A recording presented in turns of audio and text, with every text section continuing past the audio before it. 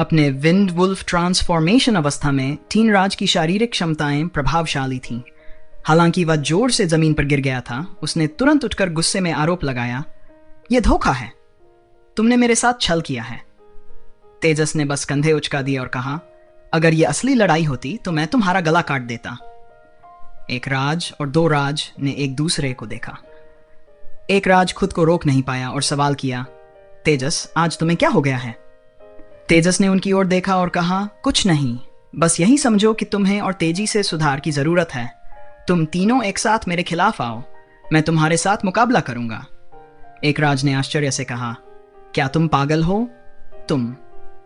इससे पहले कि वह अपनी बात पूरी कर पाता, तेजस के हाथों में हरी रोशनी चमकने लगी और दो हवा के झोंके उसकी और दो राज की ओर बढ़े। दो राज ने चुपचाप होते हुए लेकिन पूरी तरह सजग रहते हुए हवा के झोंकों का सामना किया। उनकी विस्फोटक शक्ति ने उन्हें झकझोर दिया और वे तेजी से हवा के झोंकों से बचने की कोशिश करते हुए तेजस की ओर टूट पड़े। एक वायु ब्लेड को चकमा देते हुए तेजस ने दो राज के आक्रमण को भटका दिया। विस्फोट के प्रभाव से दो राज का हमला अचानक अपने रास्ते से भटक गया। वहीं दूसरे पवन ब्लेड के विस्फोट ने एक राज को भी पीछे हटने पर मजबूर कर दिया। उसे पकड़ो। टीन राज ने गुस्से में दहाड़ मारी और एक बार फिर तेजस पर झपटा। तेजस ने नजदीक से हमला होते हुए अपनी स्थिति बदली और टीन राज का सीधा सामना किया। जब आदित्य राज काम खत्म करके घर लौटा तो उसने देखा कि तीनों राज भाई जमीन पर पड़े हुए थे और सांस लेने के लिए तड़प रहे थे। टीन राज की आंखें भी थकावट से झुकी हुई थीं। तेजस हिमांशी से बातचीत कर रहा था, जो गहरे विचारों में खोई हुई थी। यहां क्या हो रहा है?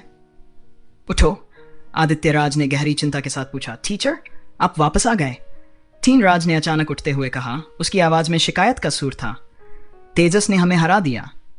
टीचर, क्या आप पक्षपाती हैं? वह इतना मजबूत क्यों है? हमें चोट लगी है। आदित्य राज अचंभित रह गया और तेजस की ओर देखने लगा। तेजस ने शांति से कहा, उन्हें अपनी प्रगति को तेजी से बढ़ाना होगा, अन्यथा मुझे चिंता है कि वे सक्षम जागीरदार नहीं बन पाएंगे।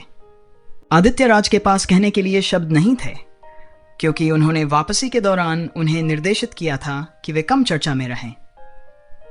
तेजस की अपनी योजनाएं थीं।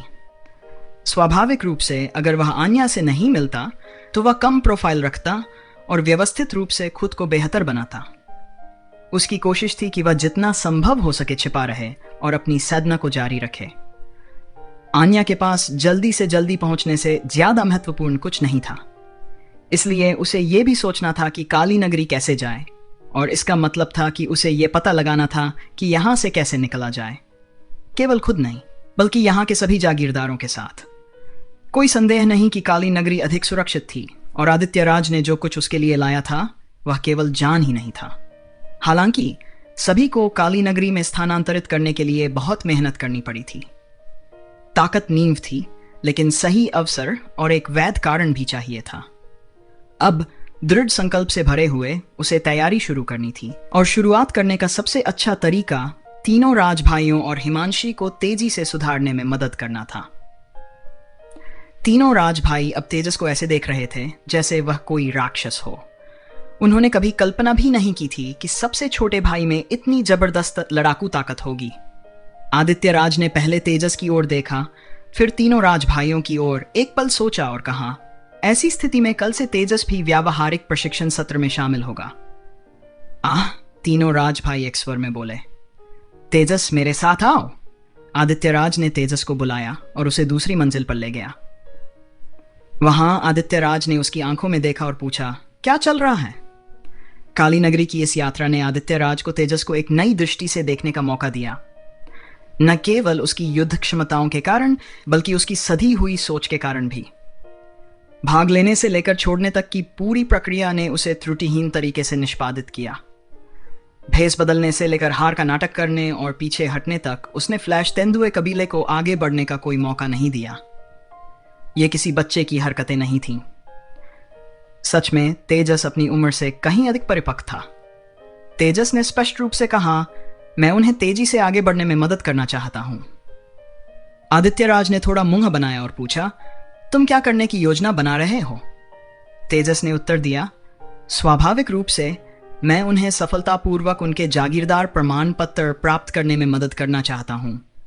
शिक्षक, क्या आप मुझे विंडवुल्फ टाउन के बारे में कुछ जानकारी जुटाने में मदद कर सकते हैं? जनसंख्या, उनकी उम्र, उनकी ताकत इत्यादि। जितना अधिक विस्तृत होगा उतना बेहतर होगा। मैं उन्हें अपने विरोधियों का विश्लेषण करने में मदद करना चाहता हूं। आदित्यराज आश्चर्यचकित थे। विरोधियों का विश्लेषण? हाँ। तेजस ने गंभीरता से सिर हिलाया। क्या यह सिर्फ विरोधियों का विश्लेषण करने के बारे में है? आदित्यराज को लगता था कि यह कुछ और भी गहरा हो सकता है। तेजस ने कहा, खुद को और अपने दुश्मन को जानो और तुम कभी पराजित नहीं होगे। 2 साल में होने वाली जागीरदार योग्यता परीक्षा जीवन और मृत्यु का मामला है। हर अतिरिक्त प्रयास बहुत बड़ा अंतर ला सकता है। ठीक है, मैं तुम्हारे लिए यह जानकारी जुटाने की कोशिश करूंगा। अपनी ताकत को गुप्त रखना और बाहर कम जाने की कोशिश करना, समझे? आदित्यराज ने चेतावनी दी। हाँ, चिंता मत करो, तेजस ने आश्वस्त किया। तेजस आराम करने के लिए अपने कमरे में चला गया और कुछ देर बाद आदित्यराज उठकर चला गया। विंडवुल्फ टाउन में आदित्यराज का मुख्य काम मानव जागीरदारों का प्रबंधन करना और विंडवुल्फ लॉर्ड के लिए काम करना था। उसके पास आमतौर पर कम काम था, लेकिन वह सीधे विंडवुल्फ लॉर्ड से संवाद कर सकता था। उसकी स्थिति वास्तव में कुछ अजीब थी। एक जागीरदार नेता और चौथे दर्जे के साधक के रूप में वह अधिकांश वेयरवुल्फ से अधिक शक्तिशाली था। हालांकि जागीरदारों की निम्न स्थिति के कारण साधारण वेयरवुल्फ भी उसके प्रति अभिमानी और अहंकारी थे।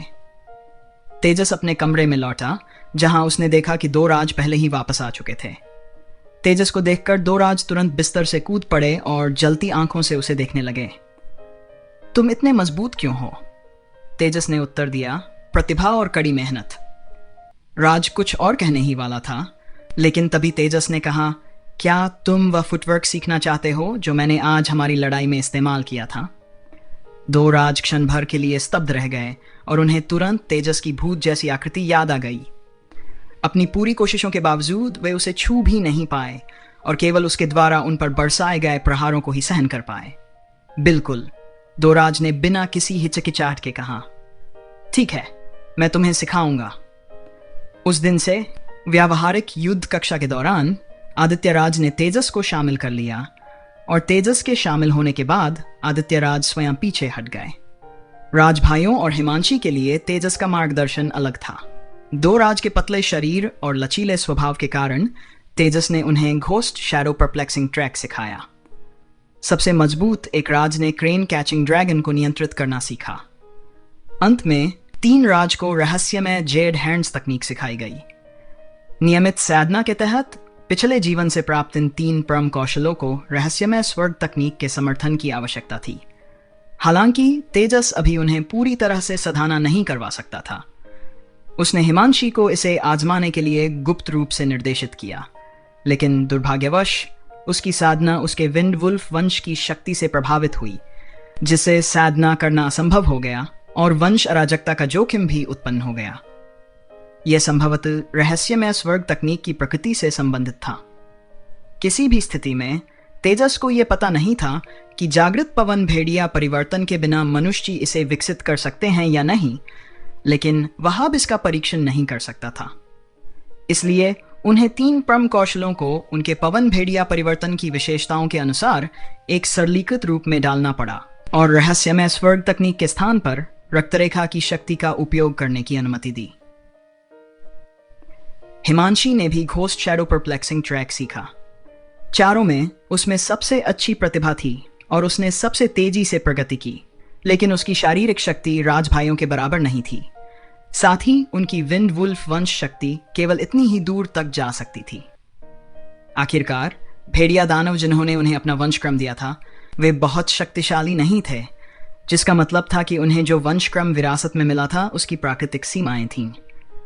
इसके बावजूद तेजस के मार्गदर्शन में चारों ने अपनी क्षमताओं में तीव्र और पर्याप्त प्रगति की।